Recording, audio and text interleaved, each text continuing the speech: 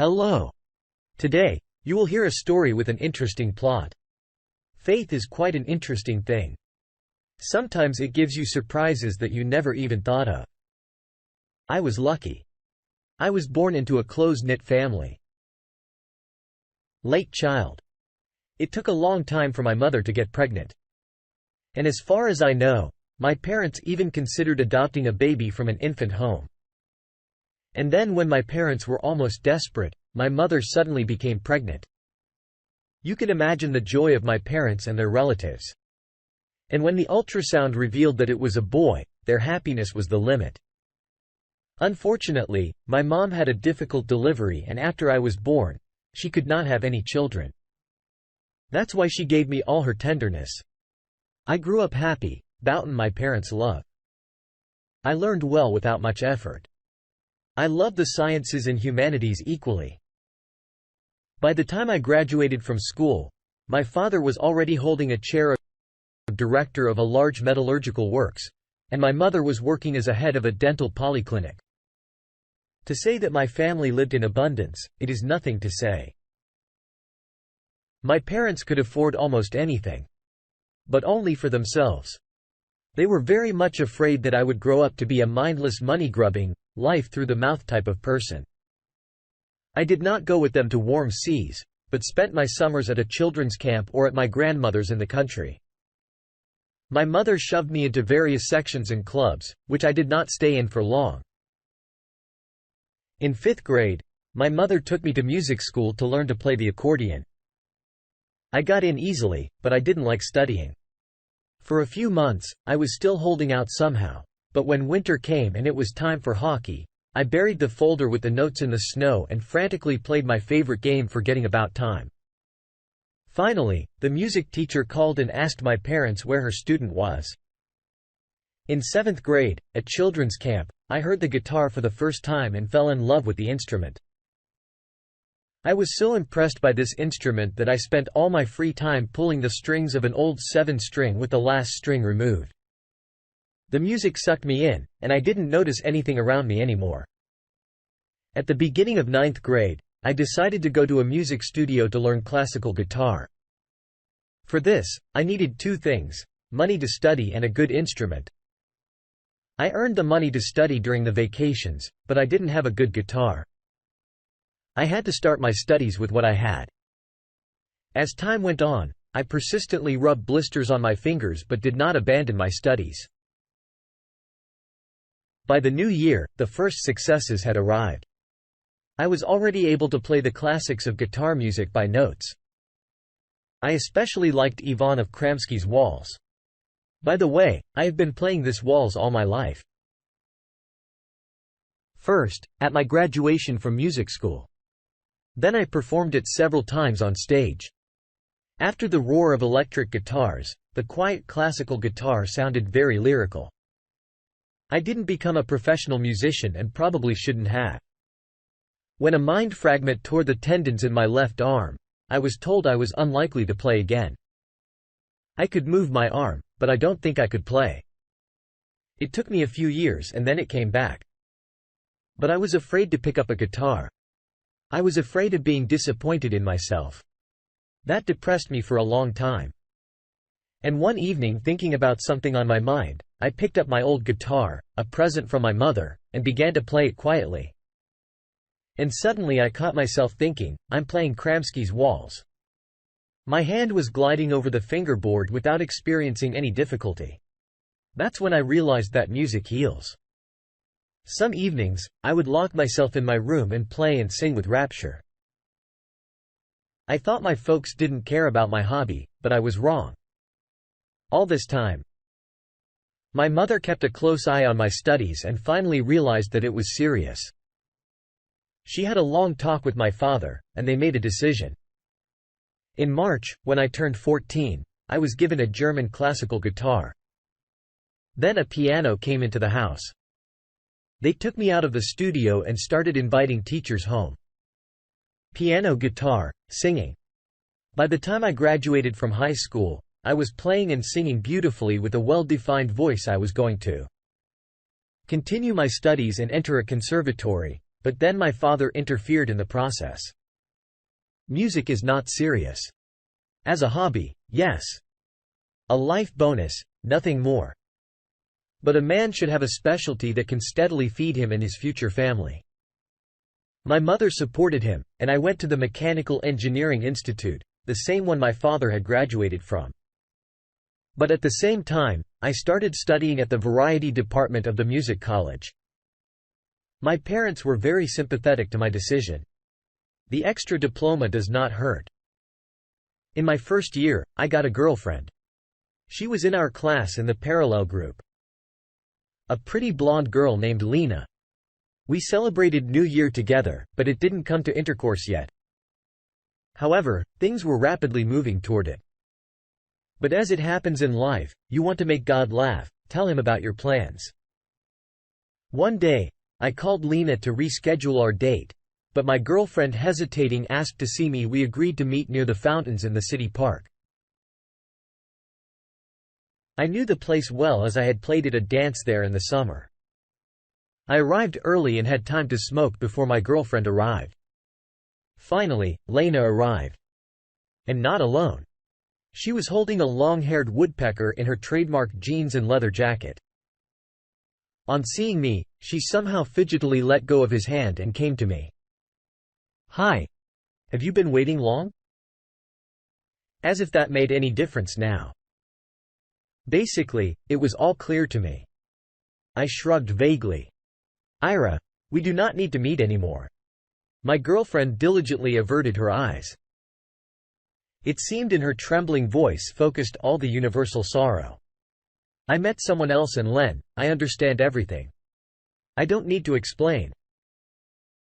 I turned around and without looking back went to the exit of the park.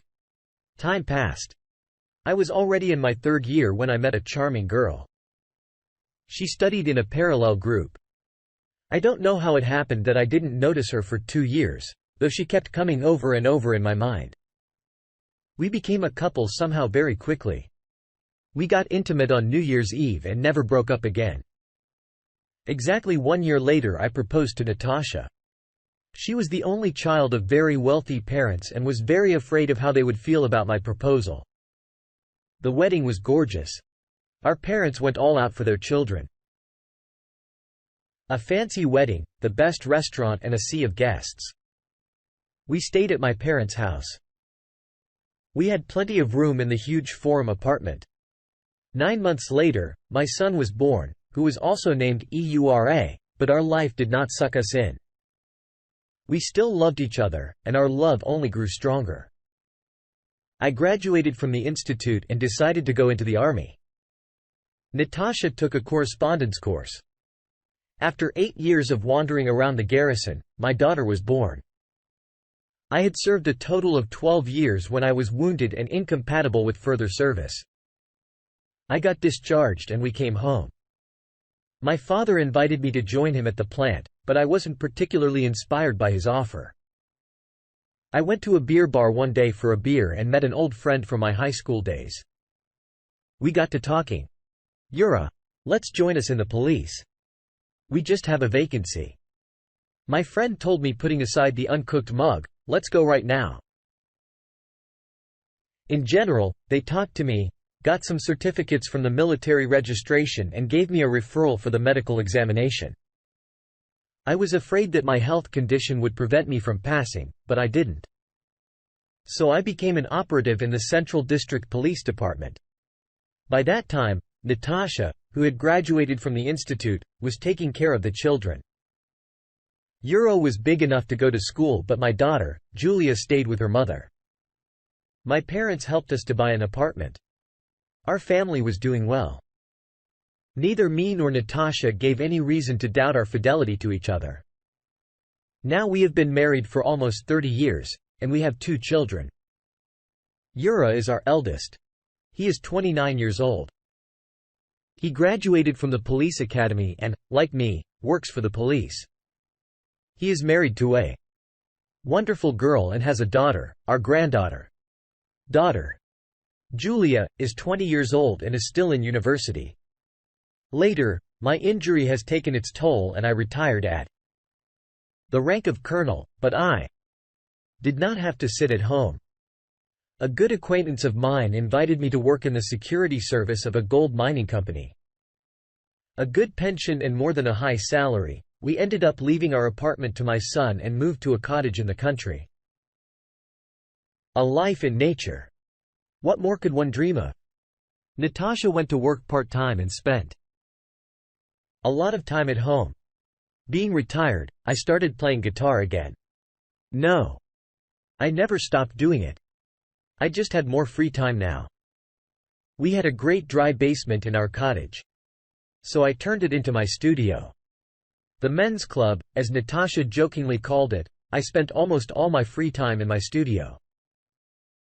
Now I could fully realize what I had dreamed of during my long years of service. I covered the brick walls with carpets and installed several video cameras to record my classes.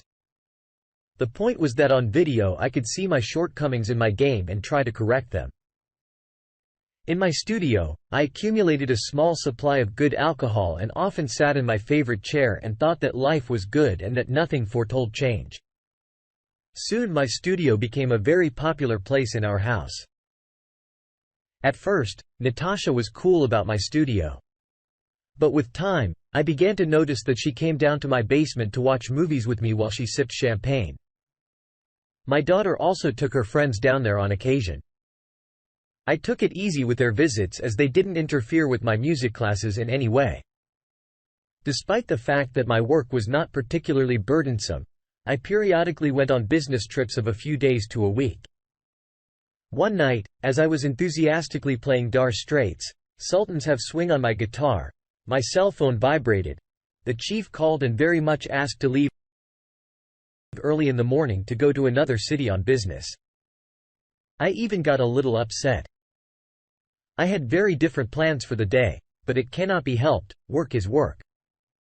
Natasha, who got up with me to prepare breakfast, was also upset and even suggested that I quit my job since my pension was enough. We kissed goodbye for a long time and I left. The business was finished pretty quickly and 2 days later I left for home.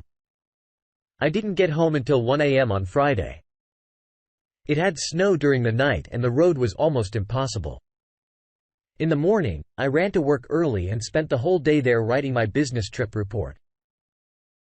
In the evening, Natasha and I had dinner at my parents', and then went to a concert. A fancy rock band came to visit us, and we spent an unforgettable evening listening to our favorite songs. On Saturday, we had a barbecue at our house. On Sunday morning, we visited Natasha's parents. When we got home, I finally went down to my studio, sat down in my favorite chair and picked up my guitar. I played the solo a few times and decided to turn the record on. When I picked up the remote, I saw that the cameras weren't off. When I played on the eve of my business trip, I had forgotten to turn them off in a hurry, and they had been idle for almost 2 days. I decided to erase the recording and started rewinding without turning off the monitor. Some images flashed across the screen. I turned on the playback and after a minute of watching it, my world collapsed. I saw Natasha walk into my studio holding the hand of our neighbor. Sergey, his wife, Vera, and their daughter had moved in next door about a year ago.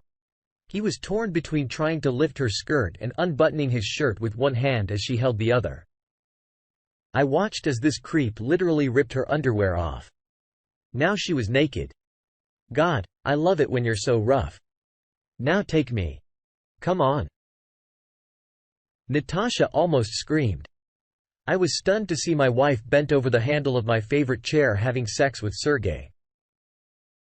How long I sat like that staring at the screen, I don't know. Only when I realized that the movie was over did I come out of my stupa. My shock turned to anger and then to rage. My father always taught me that you should solve problems with a clear head, not let anger rule you.